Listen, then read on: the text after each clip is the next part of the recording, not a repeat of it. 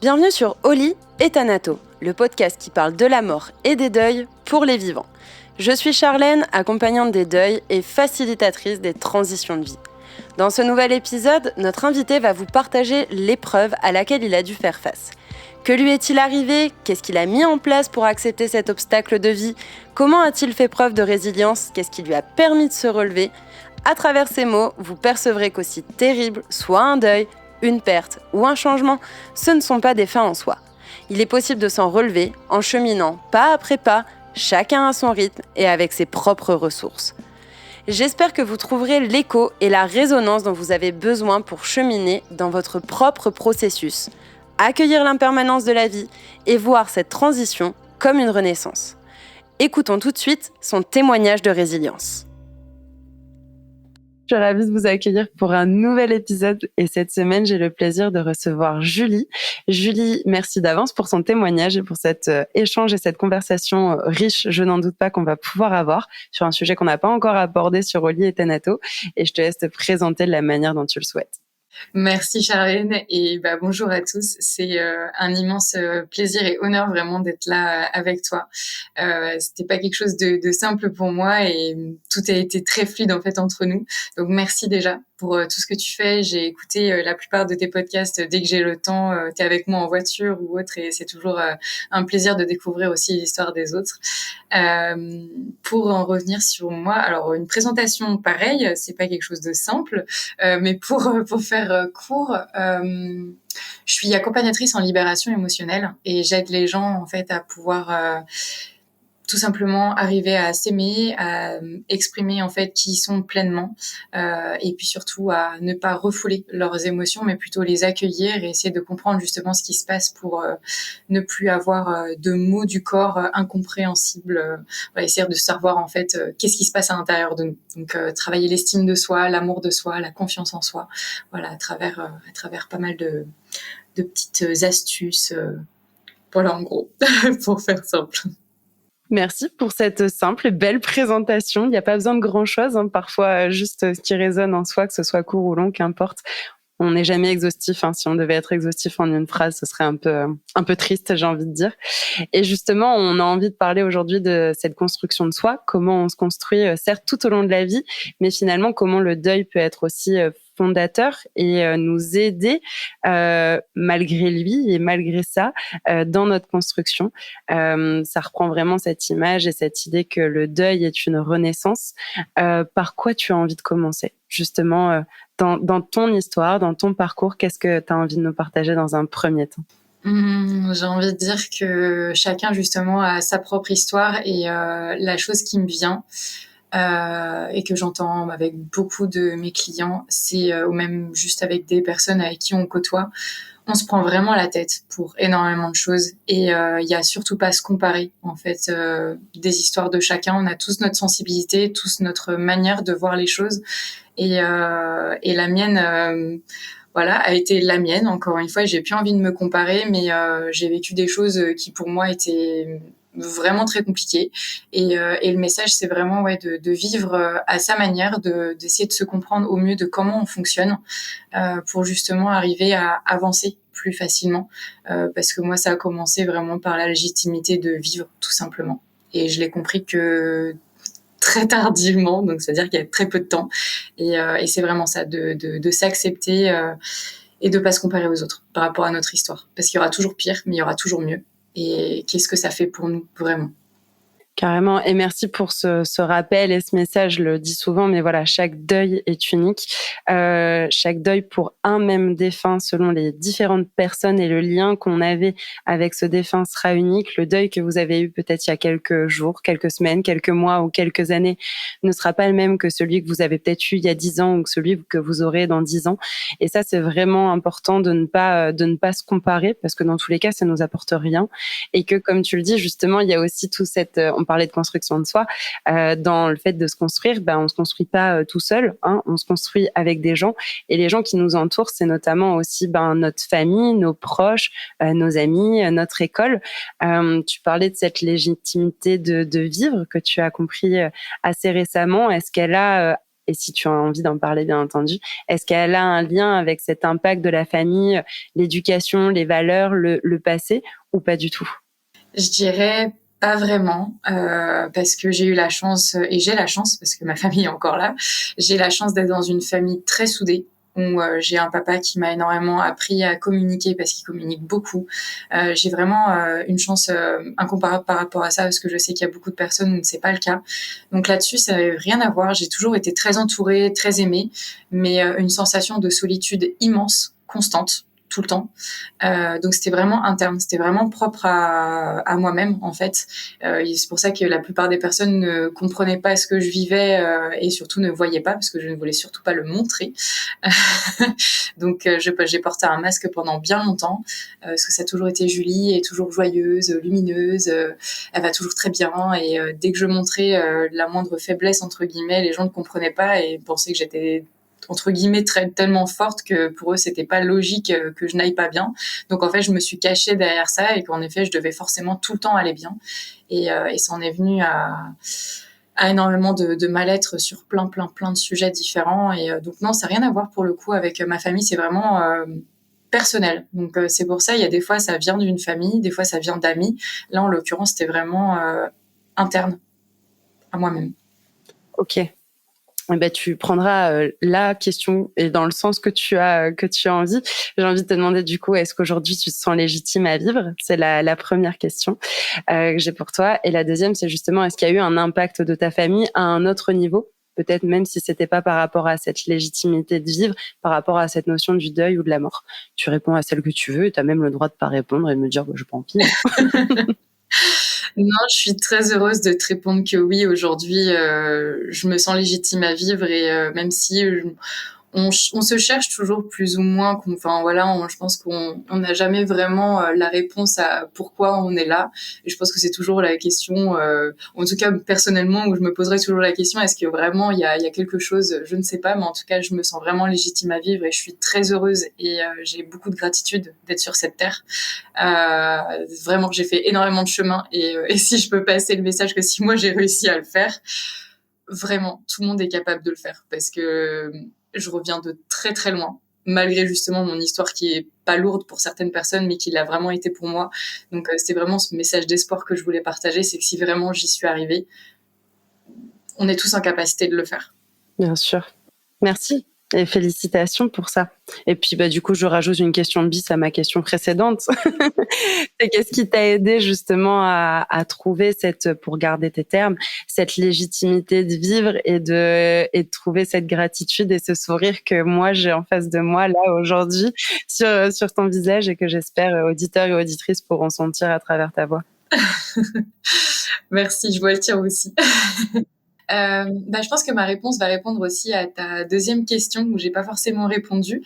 Il y a eu un impact forcément familial, parce que dans chaque famille, déjà, on est tous différents. Il y a des personnes qui nous comprennent et d'autres qui ne nous comprennent pas. J'ai un frère qui ne me comprend pas, qui ne comprend pas pourquoi je suis comme ça, pourquoi je suis hypersensible, pourquoi je fais ce métier et qu'est-ce que je fais d'ailleurs, il ne comprend pas, mais il m'accepte maintenant en tout cas. Donc il y a eu un impact forcément familial évidemment, mais aujourd'hui justement ça m'a portée, parce qu'on a toujours été très soudés, et même s'il y a eu des moments compliqués, on a toujours essayé de faire de notre mieux justement pour être présents les uns pour les autres, et je sais que ça n'a pas été simple non plus pour eux, parce que j'ai pas toujours été très facile dans ces moments-là. Donc ils m'ont énormément portée.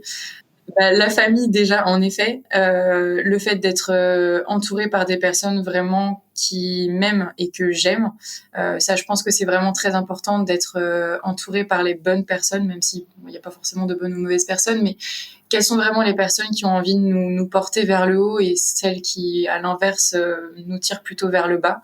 Donc ça, j'ai réussi petit à petit à distinguer justement ces deux parties-là. Donc m'entourer vraiment des personnes qui sont heureux d'être avec moi, et pas juste par intérêt, par exemple, ou à l'inverse de me pousser vers le bas, même si à l'inverse ça m'a aidé aussi.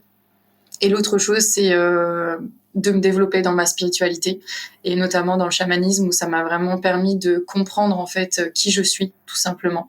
Parce qu'on peut entendre plein de choses par le chamanisme, où les gens se disent ah là là, un gourou, Mon Dieu, qu'est-ce que c'est? En fait, non, c'est juste la reliance avec les plantes et notamment avec le vivant et avec soi-même et avec les humains que je n'aimais pas l'humain et j'ai pu justement réapprendre à m'aimer et à aimer les humains et tous les êtres en fait vivants et autres et c'est vraiment ça qui m'a permis de me découvrir, de redécouvrir, si on peut dire.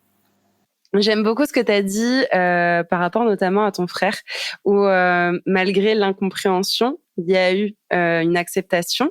Et je pense que c'est super important. C'est pas parce que on ne comprend pas les personnes qui sont autour de nous, que ce soit dans une fratrie, que ce soit au niveau familial, que ce soit au niveau amical ou même au niveau professionnel, qu'on ne peut pas accepter aussi leur point de vue, loin de là. Et on sent en tout cas peut-être cette écoute, cette empathie, cette ouverture qui a peut-être mis un peu de temps à se mettre en place et à se concilier, j'imagine, parce que les choses ne se font pas en un quart de seconde et qu'on a besoin de s'adapter, d'adapter. Je donne souvent un petit peu cet exemple comme quand on est dans un orchestre, il faut que tout le monde joue sur la même longueur d'onde, sinon s'il y en a un qui joue sur une note et l'autre sur l'autre, ça fait un truc totalement disharmonieux, c'est horrible à écouter. Donc il faut qu'on trouve cette harmonie et il faut le temps que chacun puisse réaccorder son instrument pour trouver cette harmonie et qui fait que ensemble après on arrive à vibrer correctement et chaque personne trouve son unicité. Et tu as parlé et tu as cité le mot aussi hypersensibilité. Et je sais que cette notion d'hypersensibilité, elle a eu du sens et un impact notamment au niveau professionnel et dans le milieu scolaire et amical. Est-ce que tu veux nous en faire part? Oui, et je te remercie vraiment d'avoir rebondi dessus parce que c'était quelque chose de très difficile pour moi parce que la famille est très important et c'est vrai que cette notion d'acceptation de l'autre est très difficile pour certaines personnes, mais comme tu l'as très bien dit, on peut très bien accepter la personne telle qu'il est ou qu'elle est, même si on comprend pas tout. Et en effet, ça a pris énormément de temps. Peut-être que ça prendra encore du temps, mais le fait d'avoir juste exprimé que je t'accepte tel que tu es, ça, c'est un cadeau. Et je souhaite à tout le monde, en fait, d'être accepté, même à mon pire ennemi, si on peut le dire, même si j'en ai pas forcément, mais voilà, même à la personne qu'on peut détester le plus, vraiment, c'est une chose incroyable d'être accepté pour ce qu'on est. Et comme tu disais sur l'hypersensibilité, oui, ça a impacté toute ma vie en fait, parce qu'à l'époque j'ai 33 ans, donc c'est pas très vieux, mais à l'époque on n'en parlait pas, où c'était un syndrome, une maladie, où on sait pas trop, on n'en parlait pas du tout, et c'est surtout que moi ça m'a énormément desservie. Parce que qui dit hypersensibilité aujourd'hui, on en parle beaucoup. Alors non, je suis pas diagnostiquée, mais je pense que en tout cas sur là, il n'y a pas forcément besoin. Je ressens tout à 1000%. Donc que ce soit en des émotions comme la joie ou comme à l'inverse quand on va pas bien, c'est vraiment des gros downs. Et dans la vie et notamment avec les humains, parce que là en l'occurrence c'était des humains, c'était très difficile à gérer parce que je ressentais aussi toutes leurs émotions et moi-même ça m'impactait et j'ai voulu en fait être éducatrice spécialisée en étant plus jeune et en fait tout le cursus scolaire m'a très bien dit qu'il ne fallait pas que je le fasse, que c'était une très mauvaise idée et qu'en l'occurrence je n'étais pas du tout faite pour ça parce que travailler avec justement l'humain et le côté social quand on est hypersensible comme moi, en fait c'est même une grosse connerie quand on m'a dit que c'était pas du tout possible parce que justement j'étais une éponge et que ça allait plus me détruire qu'autre chose et que ça allait même détruire les autres. Donc très dur parce que moi je me voyais vraiment au contraire pouvoir aider les gens parce que moi-même en fait je pouvais comprendre justement ce qu'ils vivaient ou ce qu'ils ressentaient et à l'inverse on m'a très bien fait comprendre que c'était pas du tout le cas. Donc il y a déjà eu ce deuil de se dire en fait j'ai une vocation, j'ai vraiment envie de faire quelque chose et en fait je peux pas. Ouais, donc on a fait de ton hypersensibilité en fait un fardeau plutôt qu'une force ou plutôt que quelque chose de neutre. Clairement, clairement. Ouais, mais c'est ce qui a été retrouvé aussi dans le partage de Benjamin à l'épisode 46 où justement il parle aussi de cette hypersensibilité et plus ou moins il a le même âge que toi aussi et que moi, on est tous les trois en tout cas de la même génération et en effet, on parlait pas de ces sujets-là avant, on en parlait peu, enfin il y avait pas non plus les mêmes livres, la même ouverture, peut-être pas ouverture d'esprit, mais ouverture de perspective du champ des possibles, des différences, de l'individualité en fait de chacun, chose qu'on retrouve beaucoup plus maintenant et qui est limite devenue tendance. Enfin, disons-le aussi. Je pense qu'on est passé d'un autre côté où avant il y avait rien du tout et maintenant c'est limite devenu à la mode. Et du coup, justement, est-ce que tu as réussi aujourd'hui, tu me parlais de ce deuil professionnel, tu nous as dit que tu étais aujourd'hui thérapeute. Est-ce que tu as réussi à trouver cet équilibre, tes propres mécanismes aussi pour pouvoir en fait faire de cette hypersensibilité non pas un fardeau, soit une force, soit quelque chose de neutre? Je dirais plutôt une force. Et toutes les personnes qui le sont vraiment, parce qu'aujourd'hui, comme tu dis, c'est souvent un effet de mode. Ah, moi, je suis hypersensible. Non, enfin, c'est pas parce qu'on pleure facilement qu'on est forcément hypersensible. L'hypersensibilité, c'est ressentir le bruit très fortement, que ce soit les sons, les odeurs, enfin tout. En fait, on peut y avoir des dissonances, mais quand vraiment on est hypersensible, c'est quand même assez compliqué à vivre au quotidien parce qu'il faut arriver à comprendre déjà comment on fonctionne et comment on peut arriver justement à accepter cette partie-là. Et moi, je l'ai beaucoup en effet au niveau sensoriel, que ce soit auditif et notamment de l'empathie. Et l'hyper-empathie, c'est très beau en fait. Je trouve que c'est même un cadeau. Et aujourd'hui, du coup, je rebondis. D'ailleurs, j'écouterai ce podcast-là parce que j'ai pas eu le temps de l'écouter. Mais ouais, c'est vraiment une force et c'est vraiment ce que j'ai envie de partager aussi aux gens qui se sentent justement hypersensibles. C'est vraiment pas de le prendre comme un fardeau. Au départ, ça peut l'être parce que on sait pas du tout comment gérer tout ça. Et en fait, c'est vraiment juste de l'accueillir. Ça reste des émotions exacerbées et au contraire, je trouve ça hyper beau parce que c'est tellement beau d'ailleurs quand les personnes sont avec nous en disant ah mais tu vis tout trop beau, c'est trop chouette et finalement quand on va pas bien tout de suite on nous met le doigt dedans en disant bah faut pas réagir comme ça, non mais c'est pas grave, hein, il y a pire dans la vie. Le nombre de fois où j'ai entendu ça, non mais il y a pire dans la vie. Et c'est horrible parce que c'est un terme en fait, on le vit vraiment à 100% et je trouve ça justement beau. Donc aujourd'hui, non vraiment, c'est une force. Et ouais, je suis fière du coup de dire qu'aujourd'hui j'en fais mon métier, que j'aide justement les gens et grâce à ça. Et donc je remercie même d'ailleurs toutes les personnes qui ont pu me mettre des bâtons dans les roues, qui m'ont pu empêcher de faire tout ça dès le début, parce que peut-être qu'aujourd'hui je ferais pas ce métier exactement parce que je ne suis pas éducatrice spécialisée. Et c'est OK. Et justement, ça m'a permis de bien évoluer et d'avoir tout ce cheminement. Et carrément, et du coup, tu reviens au début de l'épisode, c'est que les deuils nous permettent aussi de se construire, même si au départ, oui, j'imagine que quand on t'a dit ça et tu l'as très clairement exprimé, c'est horrible, ça m'a pas plu, ça m'a fait mal, ça m'a déçu, et j'imagine que la liste pourrait encore s'allonger. Mais finalement, une fois que j'ai compris, que j'ai intégré, que j'ai consenti à cette réalité-là, en tout cas que j'ai avancé avec ce deuil professionnel et que j'ai décidé aussi de faire autre chose, et j'ai cheminé à travers ça, et finalement tu es devenue celle que j'ai en face de moi avec ces deuils et avec ces renaissances. Et donc pour ça, merci aussi. Et il y avait quelque chose sur lequel je voulais réagir, c'était donc justement tu dis qu'aujourd'hui c'est pas quelque chose de neutre pour toi, c'est clairement une force et on le ressent à travers tes mots et ton témoignage. Est-ce que tu aurais ton conseil ou peut-être le déclic qui toi t'a aidé à faire de cette hypersensibilité à une force et à faire le deuil de l'illégitimité que tu as accordée à tes émotions pour pouvoir les légitimer? Ou cette question est un peu longue et farfelue. Mais est-ce qu'elle est claire? La question est claire. J'ai essayé d'y répondre aussi de manière courte parce que ça, c'est quelque chose justement dont j'ai énormément de mal, c'est de synthétiser. Pour te répondre, je dirais ce qui m'a aidé, c'est tout simplement de comprendre justement qu'est-ce qui me touche, qu'est-ce qui me met en joie, qu'est-ce qui me donne de la peine et comment je réagis. Est-ce que c'est de la colère? Est-ce que c'est des pleurs? Parce que des fois, les pleurs, les gens disent mais ça va pas. Mais si, ça va très bien en fait. C'est juste que je suis tellement heureuse que des fois je pleure juste parce que je vois un lever de soleil ou un coucher de soleil. Ou juste parce que je vois justement des petites fleurs qui poussent et je trouve ça trop beau parce que le printemps est là et du coup j'ai de l'émotion qui me vient. Et en fait, c'est vraiment juste l'acceptation de me dire ok, il y a une émotion qui me vient et quelle qu'elle soit, et qu'est-ce que ça me procure?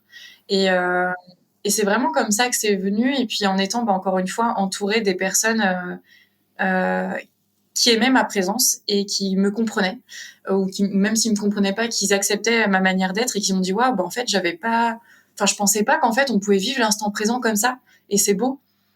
Et la première fois qu'on m'a dit ça, j'ai fait c'est vrai que oui, je suis dans l'instant. De toute façon, j'ai pas le choix, c'est comme ça. Mais c'est vrai que je l'avais pas vu comme ça, donc c'est plutôt de vraiment se connecter à son corps et quelle émotion ressort, qu'est-ce que ça vient vibrer en moi Et des fois, il n'y a pas besoin de méditer, il n'y a pas besoin de faire 36 milliards de choses, juste de se reconnecter à soi de voir quelle émotion vient. Ouais, quel est le message, comment je le ressens, comment je l'accueille, qu'est-ce que ça vient mettre en avant, là où ça peut me demander d'accorder de l'attention aussi et de l'énergie, et sans jugement. Enfin, tu l'as pas verbalisé, mais ça se ressent clairement à travers ce que tu dis, cette notion de bienveillance et de non-jugement envers soi, et de dire, ben, c'est OK, en fait. Et puis, il faut se rappeler aussi qu'une émotion, ça vient de emotion, c'est quelque chose qui passe. Il y a une notion de mouvement. La tristesse, elle dure pas, même dans le cadre d'un deuil, et prenons l'exemple d'un décès qui est là où je pense beaucoup de personnes peuvent se projeter.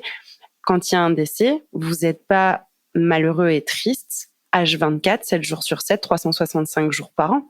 Vous avez des moments où vous souriez, vous avez des moments, et parfois même, et alors ça pourrait être une autre question et un autre épisode, mais la culpabilité de j'ai souri, j'ai rigolé, j'ai passé un super moment avec mon ami au restaurant ou au cinéma ou au musée.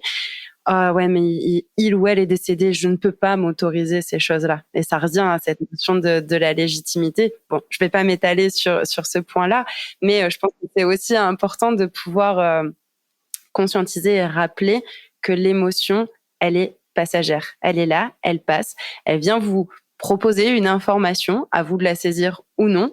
Et après, en fait, elle s'en va, elle refait son petit chemin, et c'est une autre émotion qui repasse et qui revient. Et je pense en tant qu'hypersensible, j'aurais pas la prétention aujourd'hui de dire que je suis hypersensible. Je dirais que j'ai une sensibilité accrue, mais que je suis pas hypersensible justement pour éviter de tomber dans ces too much justement de certaines choses où ben je trouve que parfois ça décrédibilise même certains termes, et ça pourrait décrédibiliser certaines personnes hypersensibles notamment, ou hyper XYZ, parce qu'il y a beaucoup d'hyper XYZ dont on entend parler maintenant, mais c'est vraiment ouais toutes ces thématiques là. Je sais pas s'il y a quelque chose sur lequel tu voulais réagir. Si, c'est exactement ça, et ça me fait penser, là, on parle vraiment de deuil, notamment professionnel et autres, et le deuil de la mort, parce que c'est vrai qu'on n'en parle pas souvent de ce mot-là qui fait peur. Oh là là, mon Dieu, la mort. J'ai jamais compris ça. Et pourtant, c'est quelque chose que tu dis très souvent. Et d'ailleurs, je te remercie encore pour ça. Et je vois pas pourquoi ça te dérange, parce que ça fait partie de la vie. Encore une fois, la vie n'est pas un mot qui dérange, donc pourquoi la mort l'est? Et en l'occurrence, je l'ai vécu aussi, le deuil humain, hein, de perdre quelqu'un. Et la non-légitimité à ce niveau-là a été aussi très douloureuse, parce qu'il y a des personnes où, en fait, on se dit, mais est-ce que je suis légitime à avoir de l'émotion pour avoir perdu cette personne-là? Et oui, ça fait partie de la culpabilité aussi. Et là, je pense qu'on peut, on peut on peut en parler. Est-ce qu'on est légitime ou non d'avoir la sensation du deuil, de perdre quelqu'un qui n'est, entre guillemets, pas assez proche pour certaines personnes? C'est quelque chose que tu as vécu personnellement? Oui, j'étais en couple avec un homme, et pendant 4 ans, et son papa était malade.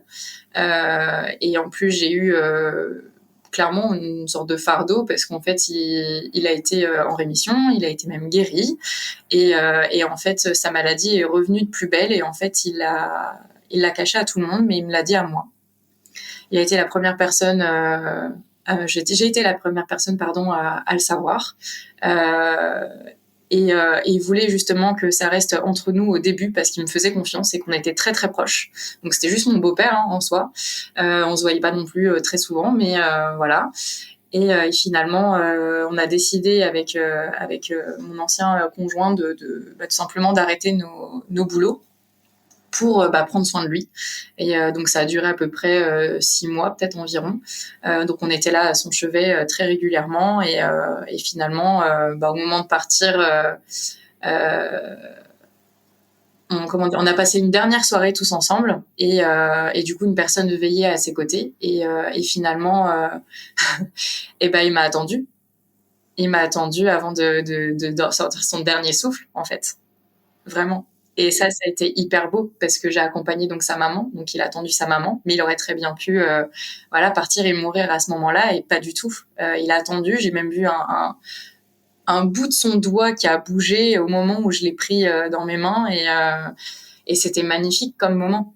Mais je me suis pas sentie légitime, en fait, de cette mort, parce qu'en fait j'avais tous les regards sur moi en me disant mais pourquoi il est parti à ce moment-là, et pourquoi tu pleures, et enfin en soi c'était pas ton père, et en fait je me suis fait rejeter par toute la famille à ce moment-là et j'avais personne en fait. Et ça revient à ces notions de comparaison qu'on abordait juste avant, c'est que chaque deuil est unique et propre à chacun. Euh, Ça peut être trash, hein, mais parfois il y a des personnes qui vont plus pleurer pour une tante ou un oncle que pour leurs propres parents. Pourtant, on devrait se dire, bah oui, mais c'est celui et celle qui l'a ou l'ont mis au monde, et finalement c'est pas, il ou elle n'a pas de peine. Bah en fait, c'est pas que il ou elle n'a pas de peine, c'est juste que bah en fait on choisit pas sa famille. Par contre, on choisit les autres personnes qu'on fréquente, et on crée parfois des liens qui sont beaucoup plus intenses. Comme je pourrais donner l'exemple de plus pleurer peut-être pour un ou une amie qui est décédée que pour un frère ou une sœur. Ça veut pas dire qu'on n'aime pas ces personnes-là, c'est juste que le lien, la force du lien, l'intensité, la profondeur du lien et de ce qu'on a vécu avec cette personne est propre à deux personnes. La personne qui est décédée et moi, uniquement moi. Et c'est pour ça qu'il n'y a pas de comparaison et où justement chaque deuil est unique et propre à chacun. Et je peux pas le dire d'une autre manière. Et merci justement de citer cet exemple par rapport à ton ex-beau-père et à ce sentiment d'illégitimité que tu as ressenti. Est-ce qu'aujourd'hui est-ce qu'aujourd'hui tu te sens légitime par rapport à ce deuil passé? Et peut-être la question qui pourrait venir en complément, c'est est-ce que si ce type de situation avec une personne qu'on dirait d'un œil extérieur moins proche, que ce soit un beau-père ou autre, hein, qu'importe le lien, est-ce que tu te sentirais aujourd'hui légitime à vivre ce deuil et les émotions associées? Complètement, et ça a pris du temps, mais je me suis sentie légitime quand même assez facilement. C'est juste que j'ai vraiment ressenti ce rejet, et des mots très difficiles de la part de la famille, qui, je pense, justement auraient compris. Mais c'était encore une fois l'incompréhension déjà de ce que moi je pouvais ressentir, parce que bah forcément quand il y a un mort, bah il y a toutes les émotions des gens que je ressentais, plus en plus les miennes. Et là clairement c'était compliqué de faire abstraction des autres. Donc forcément, j'ai énormément pleuré, et ça, c'était incompréhensible pour eux, parce que bah, c'était pas mon père, encore une fois. Mais je me suis sentie quand même très légitime malgré tout, parce que je me suis dit, bah, j'ai vécu des choses importantes avec lui, et puis je l'aimais en fait. Donc je l'aime toujours d'ailleurs. Mais mais aujourd'hui, oui, si ça arrive encore une fois, il y a aucun souci en fait, parce que j'ai envie de dire, pensez ce que vous voulez. Moi, je sais ce que j'ai vécu avec cette personne, et même si ça peut paraître banal, comme un animal, par exemple, on parle beaucoup de deuil humain. Les deuils animaux, enfin, pour moi, ça a toujours choqué d'ailleurs énormément de personnes. Mais j'ai, pour la plupart du temps, beaucoup plus de chagrin quand j'ai perdu mes animaux que quand j'ai perdu des humains. J'ai encore mes parents, j'ai encore mes frères et sœurs, mais un animal, je vis avec, en fait, c'est un membre de ma famille. Et quand il meurt, c'est un déchirement. On va revenir sur cette notion de deuil animalier. C'est justement, tu disais le fait des autres, les réflexions que les personnes en fait pouvaient te faire, ou alors peut-être les regards. Est-ce que tu dirais dans ton expérience que c'est finalement l'extérieur, leurs regards, leurs mots, leur façon peut-être de t'aborder qui a eu cet impact et qui t'a fait te questionner en te disant est-ce que je suis légitime à vivre ce deuil? Est-ce que c'est plus l'extérieur qui t'a fait poser cette question? Ah, clairement. Ah, clairement. Et je pense que de toute façon, quand on se pose des questions comme ça vient toujours de l'extérieur. Parce qu'il y a toujours des jugements, des comparaisons, et puis regarde, le quand dira-t-on, le fameux quand dira-t-on. Tout le temps, même si, bah tiens, j'ai envie de m'habiller de telle manière. Moi, j'adore mettre des plumes. J'adore les plumes. Je m'en mets des fois dans les cheveux, mais je me dis, mais qu'est-ce que les gens vont penser? Est-ce que vraiment c'est un lieu auquel je dois m'habiller comme ça? Parce que, bah, il y a le regard des autres. C'est souvent le regard de l'autre. Après, en soi, si j'étais juste avec moi-même, bien sûr que j'étais légitime à 1000% de ressentir ce que je ressentais. Donc, c'est vraiment ça. Du coup, tu dirais que comme pour l'hypersensibilité, ça reste aussi une réflexion intéressante dans ce moment-là, de juste revenir à soi, de zapper l'extérieur, même si on aime ces personnes, et que souvent, en soi, c'est pas des personnes qui sont malveillantes ou qui veulent mal faire, c'est juste que euh, c'est malvenu ou alors c'est, comme tu le disais, il y a plein d'émotions aussi quand on vit un décès, et chacun a ses émotions à un moment différent selon le lien qui unissait cette personne au défunt. Et tout ce bazar émotionnel crée parfois des situations un petit peu parfois loufoques, ou crée aussi des incompréhensions. Et justement, je pense que ça peut être une invitation qui peut être intéressante, si vous vous retrouvez justement dans le témoignage de Julie, de revenir à vous et de dire ok, qu'est-ce que ce deuil, ce décès, même si sur le papier ou de l'extérieur on me dit que je suis pas légitime, comment moi je le vis, comment moi je le ressens, qu'est-ce qui me fait ressentir, et qu'est-ce que j'ai comme émotion qui me traverse à ce moment-là, et comment justement je peux l'accueillir, mais juste de moi à moi. Après, avec l'extérieur, c'est autre chose. Et si les personnes ne souhaitent pas comprendre, entre guillemets, ça les regarde. Ça vous regarde pas vous, ça les regarde elles. C'est exactement ça. Et je pense que ça peut aussi avoir du sens. Tu parlais du deuil animalier. C'est pas une souffrance, une tristesse, un deuil qui est clairement légitimé dans notre société, même si ça bouge, même si ça évolue. On va pas mentir, les choses sont en petite évolution. C'est parfois un petit peu lent. On le fait à la vitesse d'un escargot, mais c'est toujours ça de prix.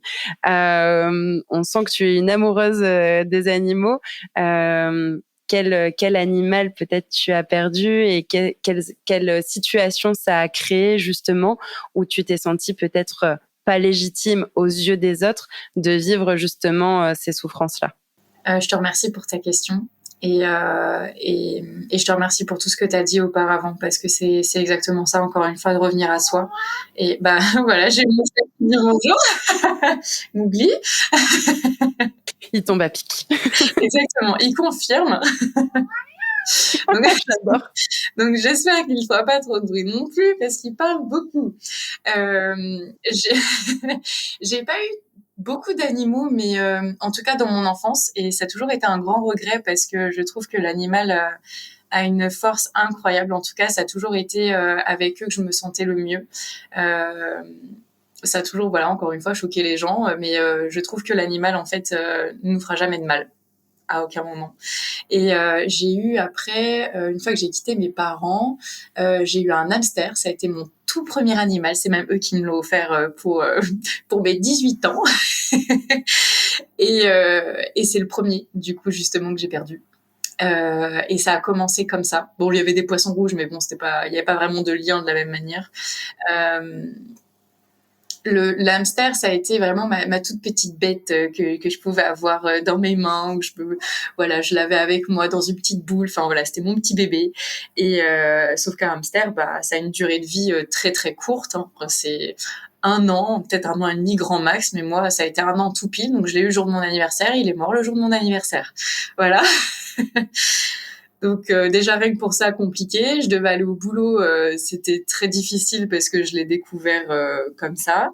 Et là, j'avoue, ma famille a eu des mots qui m'ont blessée, même si je sais que c'était pas méchant de leur côté, mais c'est des choses que beaucoup de gens peuvent dire et qui en fait sont difficiles quand on aime notre animal. Comme c'était tout petit, pour déconner, ils m'ont dit tu vas en faire quoi du coup? Est-ce que tu vas faire comme les poissons rouges? Tu vas le jeter dans la chasse d'eau? J'ai rigolé sur le coup parce que je voulais pas que ça m'impacte plus que ça, mais j'ai trouvé ça hyper violent. Parce que c'est quand même un animal que j'ai gardé pendant 1 an, que j'ai vécu tous les jours, H24, 7 jours sur 7 avec. Il avait ses petites façons, et même si c'est sûr que c'est pas la même relation qu'on a qu'avec un chien ou un chat, ça a été mon premier animal à moi toute seule, et il a été présent sur pas mal de choses, et j'ai trouvé ça horrible en fait de terminer cette histoire avec une chasse d'eau. Enfin, j'ai trouvé ça horriblement violent. Et en fait, ça a été ça pour beaucoup de personnes. Quand je suis arrivée au boulot, j'étais dans un état franchement pitoyable. C'était horrible pour moi. J'étais très triste, même si je m'y attendais, parce que voilà, je savais qu'on allait arriver sur sur la fin. Et aucun de mes collègues n'a compris. Justement, m'ont dit mais ça va, il y a pire que ça dans la vie. Enfin, à un moment donné, c'est un hamster. Enfin, arrête quoi. C'était dur pour moi, en fait. Ouais, mais les proches, plus ou moins proches, hein, famille, amis, univers professionnel, peuvent avoir des mots qui sont parfois super difficiles, ou alors, t'en rachèteras un. Mais Mais en fait, enfin moi je dis souvent pour l'avoir vécu, et d'ailleurs il y a un épisode qui arrivera là-dessus au mois de juillet ou août avec Eva sur le deuil animalier, mais c'est pas un nouvel animal, c'est pas un nouveau chien, un nouveau chat, un nouveau hamster, un nouveau cheval que je veux. C'est celui ou celle que j'ai perdu. Et du coup, la relation que j'avais avec. Et ça montre encore une fois le lien qu'on a. Alors, on disait depuis tout à l'heure au défunt, je vais le mettre de manière plus globale, à l'être vivant, en fait, tout simplement. Et cet être vivant, qui soit avec des poils, qui soit à quatre pattes, qui soit pas poilu, qu'importe, on s'en fiche, de petite ou de grande taille, et ben, on a vécu des choses avec. Et c'est ça, en fait, c'est l'absence de ces choses-là, de ce qu'on ne pourra plus vivre, en fait, qui nous manque. Et c'est pas uniquement, parce que ça en fait partie, mais c'est pas uniquement la présence de l'animal ou de la personne, si je le généralise au sens de l'être vivant. Et je sais que tu m'avais dit cette phrase en disant oui, on prend pas, enfin c'est souvent un retour qu'on fait ou chose qu'on peut entendre, on prend pas d'animaux parce que c'est des bêtes à chagrin. Et que je sais que c'est une expression qui te plaît pas, disons-le clairement. Pourquoi elle te plaît pas? Pourquoi elle me plaît pas? Parce que je trouve ça dur en fait comme phrase, dans le sens où en fait c'est comme si on refusait de vivre tout simplement. Alors du coup ça peut paraître très paradoxal pour une personne qui qui n'a pas eu la légitimité de vivre, mais justement je me raccrochais à ça et en fait ça veut dire quoi? Ça veut dire que on a peur en fait de prendre un animal, donc on a peur d'aimer parce qu'on a peur de souffrir par rapport à la mort. Donc ça veut dire qu'en fait on a peur de vivre tout simplement. Enfin comment je pourrais dire? La phrase exacte c'est en gros Mais je te suis dans ce que tu veux dire, c'est-à-dire que en fait, il y a forcément du moment où on s'attache à un animal, à une personne, à un lieu de vie, à une situation, à un travail, il y a cette notion d'attachement qui est normale en fait, elle va de soi. Mais dans ce cas, nous les humains, on est aussi des bêtes à chagrin, hein, parce que finalement, on se met en couple, on devient amis, on a des enfants, mais à un moment ou à un autre, il va falloir se séparer, hein. Que ce soit par la mort de l'un des deux dans la relation, ou que ce soit juste par la volonté de l'un des deux de mettre fin à la relation. Et ce qui n'est pas une mort physique, mais plutôt une mort symbolique. Et en fait, dans toute relation, euh, de l'ordre du vivant, qu'on mette les humains ou les animaux, il y a cette notion d'attachement qui est là. Et donc oui, il y a cette séparation qui aura lieu, et donc oui, on va souffrir à un moment ou à un autre. Mais c'est dans le germe même de se lier aux gens. Est-ce que c'était ça qu'il y avait derrière? ouais, c'est ça, c'est refuser en fait de vivre par peur de mourir en fait tout simplement. Et enfin tout simplement. c'est pas c'est pas simple pour beaucoup, mais c'est exactement ça. C'est je vois pas. Enfin du coup dans ces cas-là, ça veut dire qu'on vit tout seul, sans avoir d'interaction, que ce soit amicale, familiale ou autre, parce que on a peur justement de perdre l'autre. Donc ça veut dire qu'on vit rien et du coup on ne vit pas. Et là, c'est les notions d'interdépendance aussi qui viennent derrière. C'est qu'on est fait pour vivre en lien avec les gens, aussi difficile que soit la séparation et donc potentiellement la mort physique ou symbolique de ces relations. Complètement, complètement. Et c'est vrai que ouais, je déteste cette expression parce que pour le coup, certes, ils vivent moins longtemps que nous, mais je trouve qu'ils nous apportent beaucoup, voire même plus que certains humains. Je suis tout à fait En d'accord. tout cas, c'est ma vision. J'ai toujours dit que ma chienne, bon, qui est décédée maintenant, mais faisait partie de la famille au point qu'elle avait des cadeaux et tout à Noël, et au point même que quand j'allais chez mes grands-parents et que parfois je la prenais pas, j'arrivais, on me disait, j'avais même pas encore dit bonjour, qu'on me disait, elle est où Bambou? Elle est pas là. Et limite, je me disais, c'est moi votre petite fille. Bambou, c'est qu'un chien entre guillemets. Et en même temps, je trouve ça super chaud de me dire, en fait, elle faisait vraiment partie de la famille parce que je devais venir avec elle et qu'elle avait son petit pain sec, etc. Donc voilà, c'est des choses qui peuvent paraître anecdotiques pour peut-être des personnes qui n'ont pas d'animaux ou qui n'aiment pas les animaux. Mais du coup, je reviens à ce qu'on disait tout à l'heure par rapport notamment à la relation avec ton frère. C'est pas parce qu'on ne comprend pas qu'on ne peut pas accepter.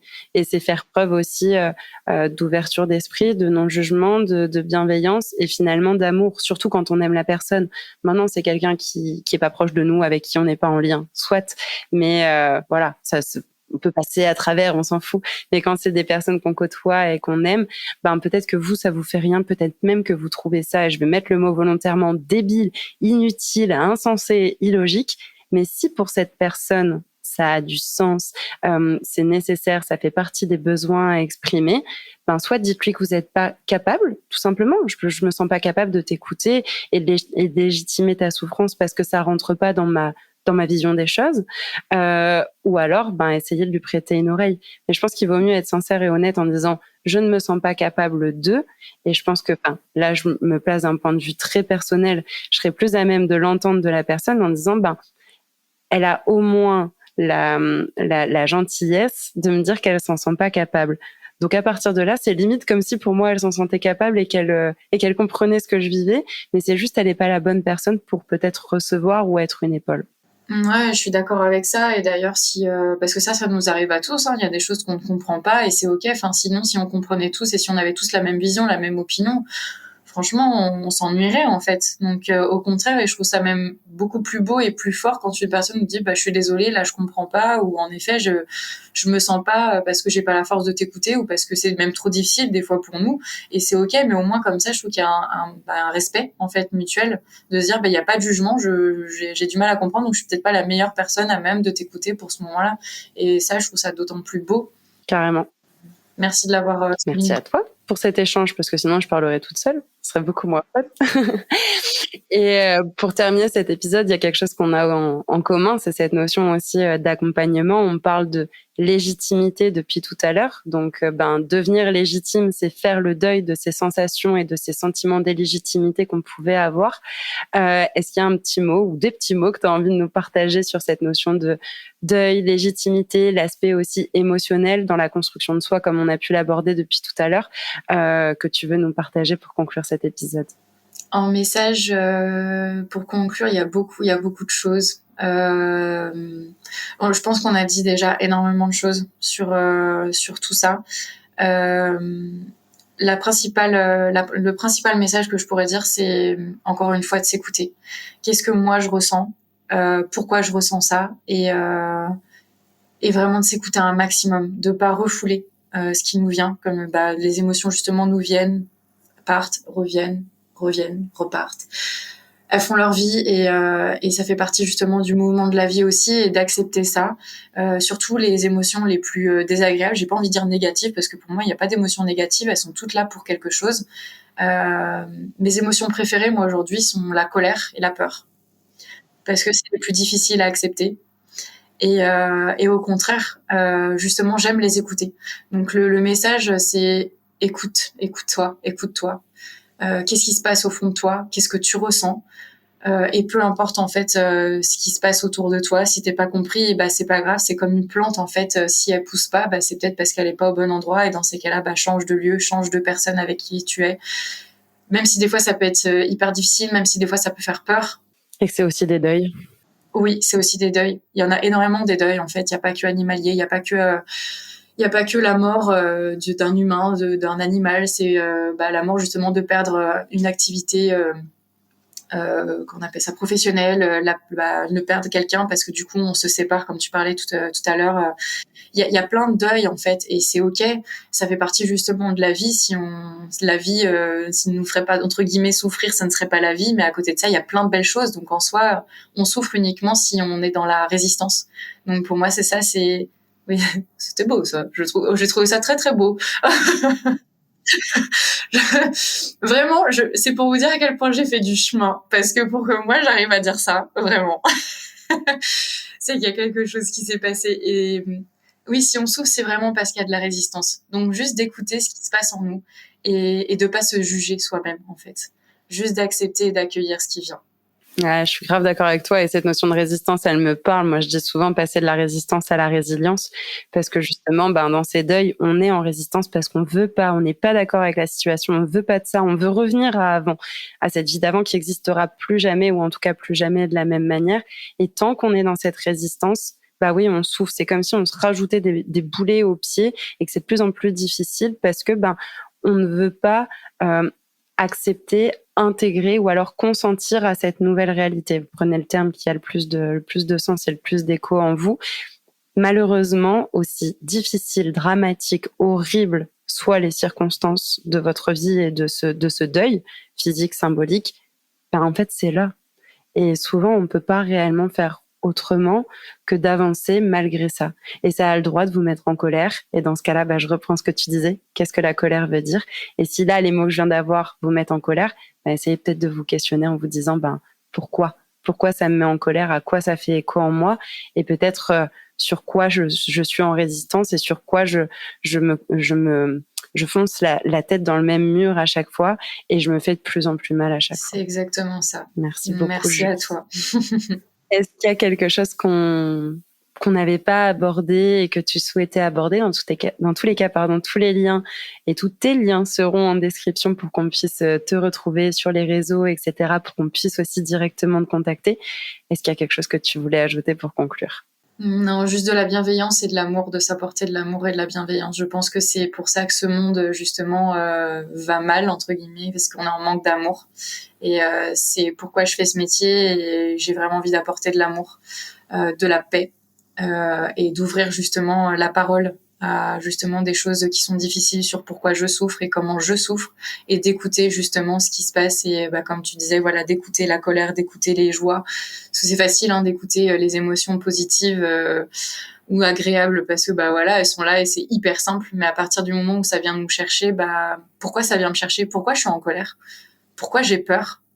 Et quand on écoute ça et quand vraiment on arrive à le regarder en face, et c'est là que tout s'ouvre, vraiment. Et c'est pour ça que j'aime bien les émotions les plus désagréables parce que c'est là où justement on va dans les profondeurs qui peut faire peur, mais au contraire, dans le noir, à un moment donné, il y a toujours la lumière au bout du tunnel, comme on dit, et c'est réel. Et quand on est dedans, en fait, puisqu'on est déjà dedans, on peut que retrouver la lumière. Donc de pas avoir peur d'aller dans ces profondeurs, au contraire, pour mieux se comprendre et mieux rayonner derrière. Merci beaucoup pour ce message positif et plein d'espoir en conclusion. Justement, on a abordé la notion de légitimité / illégitimité dans cet épisode par rapport à la construction de soi et dans cette large notion du deuil. Petit appel à témoignage, si vous vous retrouvez d'une manière ou d'une autre dans cette notion de deuil au sens large, avec un deuil, des deuils qu'on aurait abordés ou pas encore abordés sur le podcast Oli et Thanato, pareil, tous les liens sont en description pour que vous puissiez me contacter. Il n'y a pas besoin d'avoir fait 46 000 épisodes de podcast pour parler au micro, loin de là. En tout cas, j'essaye de mettre cet espace sécurisé de confiance et de bienveillance. Ça peut aussi être des témoignages qui sont anonymes. Donc, n'hésitez pas, ce sera avec plaisir de pouvoir partager mon micro comme je l'ai partagé avec toi aujourd'hui, Julie. Et encore un grand merci pour ça. Et merci à toi pour justement nous offrir cet espace-là et pour pouvoir justement y déposer tout ce qu'on a. Peut-être que ça peut justement aider les gens et j'en suis sûre. Donc, merci pour toi, pour tout ce que tu fais et pour la belle âme que tu es. C'était un réel plaisir de partager ce moment avec toi. Ouais, merci beaucoup. Je te dis à très vite. Dans tous les cas, on reste en lien. Oui, complètement. Et belle journée. Merci. Un grand merci pour votre écoute, votre attention et votre fidélité sur ce podcast. J'espère que ce dernier épisode vous a inspiré et vous permettra d'envisager votre reconstruction. Pour briser les tabous, il est nécessaire de délier la parole sur ces sujets. Alors pour que demain ne soit pas un éternel hier et que la mort puisse nous transmettre ses enseignements sur la vie, je vous invite à partager cet épisode au plus grand nombre. Ensemble, changeons notre façon de voir la mort et pour cela, je vous donne rendez-vous ici même dès lundi prochain.